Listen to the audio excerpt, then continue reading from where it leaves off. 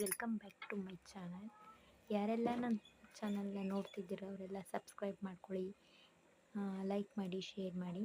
ಇವತ್ತು ನಾನು ಮಾಡ್ತಿರೋ ಅಡುಗೆ ಒಂದು ಹೆಸರುಕಾಳು ಪಲ್ಯ, ಅದ್ರ ಜೊತೆ ಹಲಸಿನ ಬೀಜ ಹಾಕ್ತಾಯಿದ್ದೀನಿ. ಹೆಂಗೆ ಮಾಡೋದು ಅಂತ ನೋಡೋಣ ಬನ್ನಿ.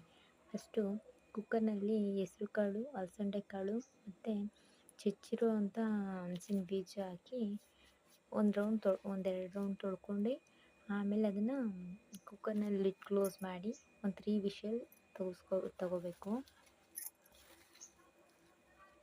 ನೋಡಿ, ಈಗ 3 ವಿಷಲ್ ಕೂಗಿದೆ. ಈಗ ಲಿಡ್ ಓಪನ್ ಮಾಡ್ತಾ ಇದ್ದೀನಿ.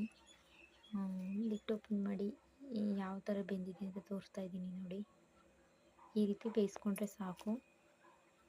ಆಮೇಲೆ ಅದೇ ಕುಕ್ಕರ್ನಲ್ಲಿ ಸ್ವಲ್ಪ ಎಣ್ಣೆ, 3 ಟೇಬಲ್ ಸ್ಪೂನ್ ಎಣ್ಣೆ, ಸಾಸಿವೆ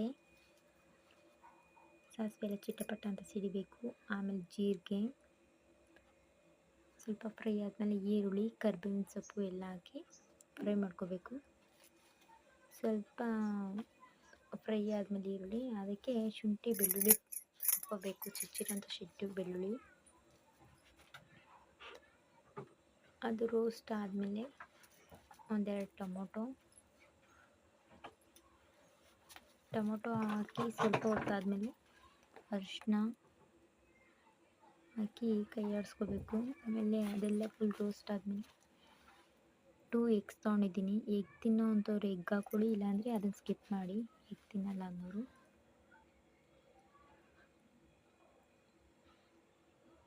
ಎಗ್ ಹಾಕಿ ಫ್ರೈ ಮಾಡ್ಕೋಬೇಕೀಗ. ನೋಡಿ, ಈಗ ಯಾವ ಥರ ಕಾಣ್ತಿದೆ, ಗೊಜ್ಜು ಥರ ಕಾಣ್ತಿದೆ. ಈಗ ಅದು ಸ್ವಲ್ಪ ಡ್ರೈ ಥರ ಆಗಬೇಕು. ಆಮೇಲೆ ಇದಕ್ಕೆ ಮಸಾಲನೆಲ್ಲ ಆ್ಯಡ್ ಮಾಡೋಣ. 2 ಟೀ ಸ್ಪೂನು ಧನಿಯಾ ಪೌಡರ್, 1 ಸ್ಪೂನ್ ಮೆಣಸಿನ್ಕಾಯಿ ಪೌಡರ್,